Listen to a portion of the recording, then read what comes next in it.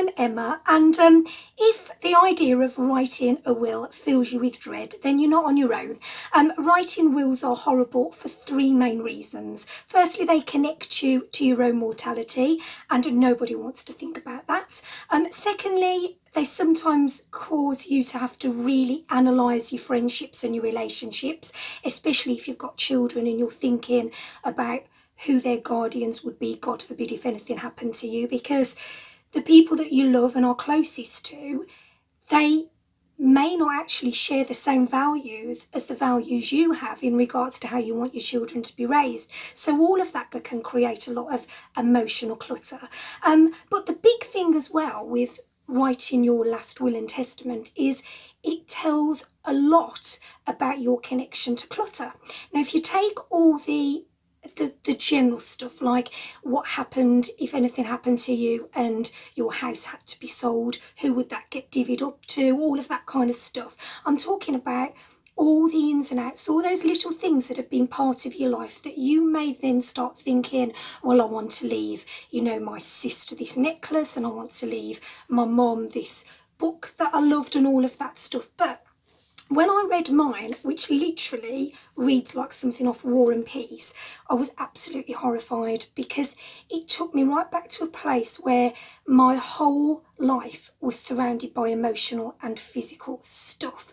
And what horrified me the most about it was that I had transferred all of that onto the people I love when I'm gone.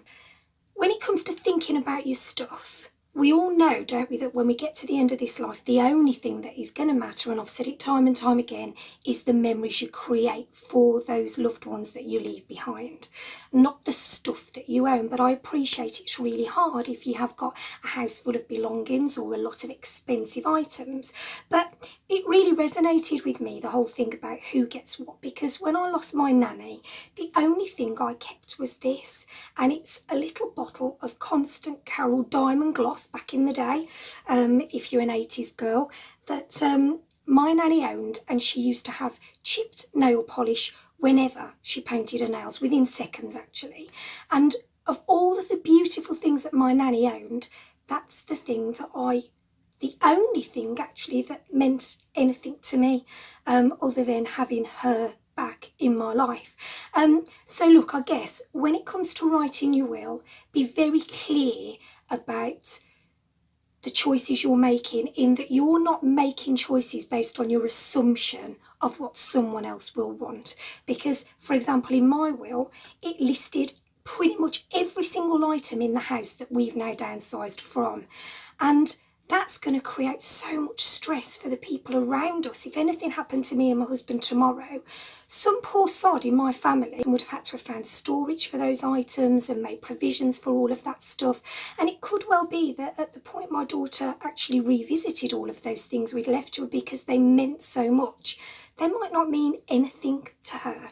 Look, this is quite a quick one, and it comes in the whole, She-Ra and He-Man vein of thought, with a little moral story at the end of it. But don't pass your stuff on to other people, because in doing that, you just create emotional and physical clutter for them, and a lot of guilt, because, if you leave something that you think is really special to that person and it isn't, they might feel that they can never let that go, and it might actually really weigh heavily on them.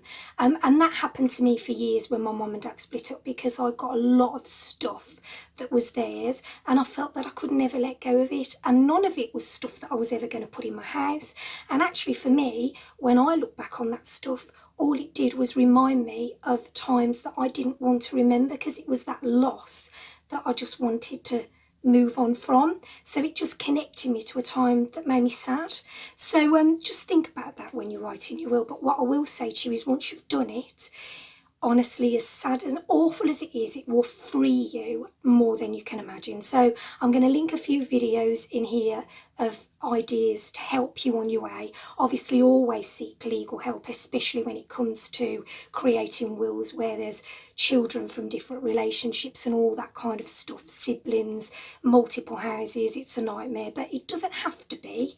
And I will be replacing my War and Peace version with a one sheet that has who I want to be the legal guardian of my daughter, who I want main things like my house to go to, and a couple of little belongings that I would like people to have, on the strict proviso that they then choose to do with them whatever they want. And if that means they send them to the charity shop the very next day, fine. And it's not for me to put stress on the people that I love after I'm gone. So anyway, happy stories. But it is one of those things that completely overwhelms you, and once you've sorted it out and you've done it in the kind of the best way possible, you will feel so much better than you did.